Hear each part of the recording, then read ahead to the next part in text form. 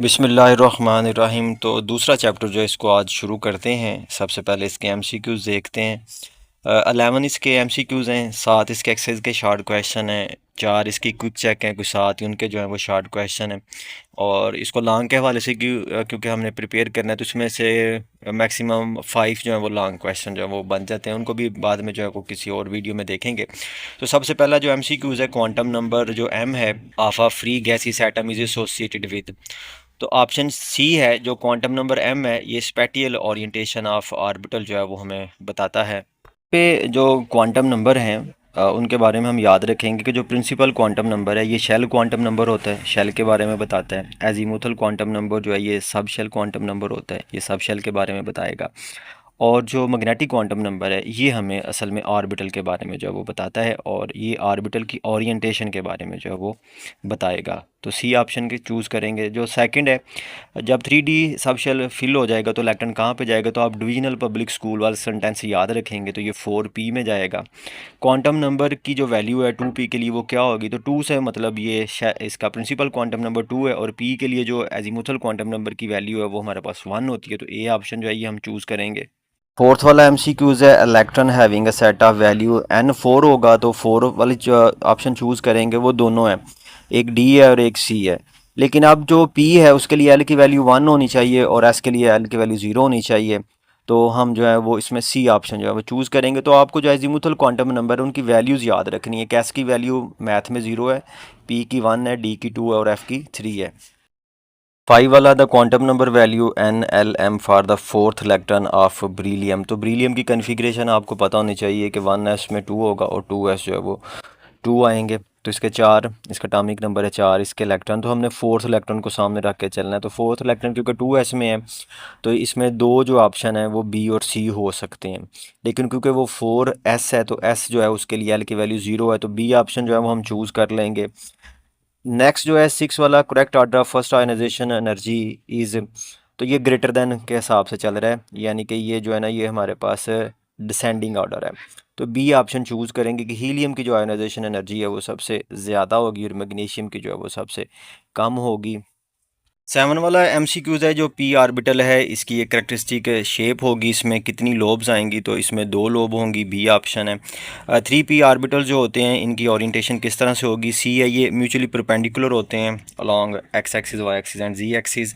9 वाला, how many D orbitals are there in a given energy level, तो 5 orbitals होते हैं, सी ऑप्शन होगा। 10 वाला है, what information does principal quantum number gives us about the orbitals, तो size के बारे में बताता है ये हमें। How many unpaired electron are present in the atom of cobalt, तो कोबाल्ट का एटॉमिक नंबर जो है वो 27 होता है। इसकी जब हम कन्फिग्रेशन लिखेंगे तो इसके 3d ऑर्बिटल में जो है वो 3 अनपेयर इलेक्ट्रॉन जो है वो हमें मिलेंगे, जैसा कि यहाँ पे आप देख सकते हैं। ले जी, इसके बाद शॉर्ट क्वेश्चन पे चलते हैं। तो जो पहला शॉर्ट क्वेश्चन है ये बड़ा इंपॉर्टेंट है, एक्चुअली पहले 2 शॉर्ट क्वेश्चन इस एक्सरसाइज के ना बड़े इंपॉर्टेंट है क्योंकि ये शॉर्ट स्टेटमेंट है, बड़े कंसाइज है।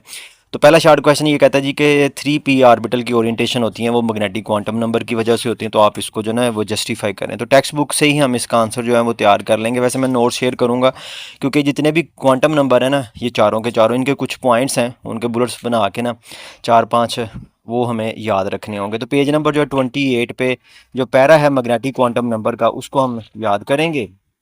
आज जो है ना पेज नंबर 30 पे जो डायग्राम है वो भी हमें इसकी बनानी है, पी ऑर्बिटल की तीनों डायग्राम लेबल करके बनानी है। सेकंड शॉर्ट क्वेश्चन है जी कि जो थर्ड आयोनाइजेशन एनर्जी है मैग्नीशियम की वो काफ़ी हायर है देन सेकंड आयनाइजेशन एनर्जी।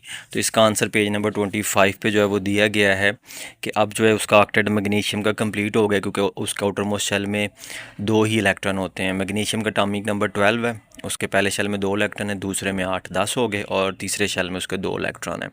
तो पहले 2 इलेक्ट्रॉन जो क्योंकि जो बाहर वाले हैं वो वैलेंस इलेक्ट्रॉन है वो तो निकल जाएंगे, लेकिन थर्ड इलेक्ट्रॉन निकालने के लिए हमें ज़्यादा एनर्जी चाहिए क्योंकि अब उसका ऑक्टेट कंप्लीट है। इस वजह से जो है इसकी जो थर्ड आयनाइजेशन एनर्जी है वो काफ़ी ज़्यादा है as compare to second and first one. T वाला शॉर्ट क्वेश्चन है। हमारे पास 5 एलिमेंट है, लिथियम, पोटाशियम, कैल्शियम, सल्फर और क्रिप्टॉन, और हमने बताना है कि किसकी फर्स्ट आयोनाइजेशन सबसे कम है, किसकी सबसे ज़्यादा है।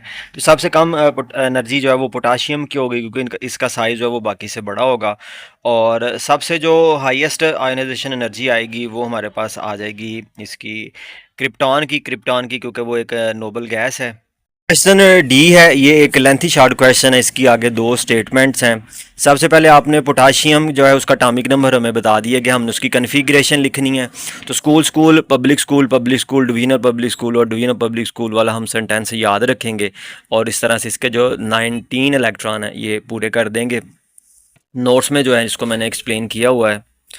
फिर इसके बाद जो इसका सेकंड पार्ट है उसमें वो कह रहा है कि जो 4s सब शेल है उसमें इलेक्ट्रॉन 3d से पहले क्यों रखे जाते हैं।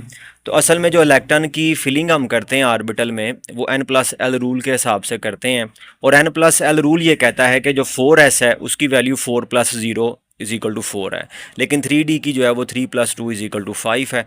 तो इस वजह से जो 4s है उसमें इलेक्ट्रॉन पहले आएंगे, 3d जो है वो उसमें इलेक्ट्रॉन जो है वो बाद में जाएंगे। हालांकि जो 3d ऑर्बिटल है वो तीसरे शेल में, और जो 4s ऑर्बिटल है वो चौथे शेल में है।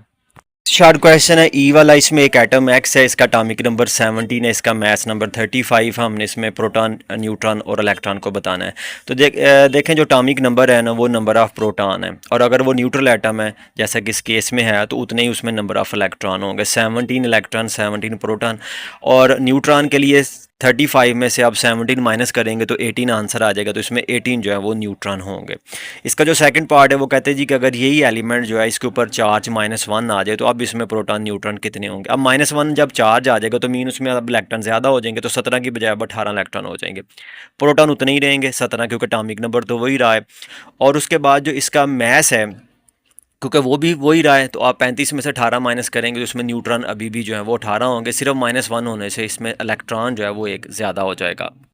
इसके बाद जो एच वाला शॉर्ट क्वेश्चन है उसमें हम general order of filling orbital बताएंगे अप टू 4p ऑर्बिटल। तो 1s, 2s, 2p, 3s, उसके बाद 4s, 3d और 4p जो है ना, यहाँ तक हम लिखेंगे। इसमें इलेक्ट्रॉन भी फिल करेंगे। उसके बाद इसका दूसरा पार्ट है कि why 4s orbital is filled before 3d। तो ये भी हम पहले कर चुके हैं n+l रूल के हवाले से, यानी कि जो एज का सेकंड पार्ट है और जो हमारे पास क्वेश्चन नंबर डी का सेकंड पार्ट है, ये दोनों सेम है, इनका आंसर सेम है। तो आपका एक शॉर्ट क्वेश्चन जो है वो और कम हो गया है।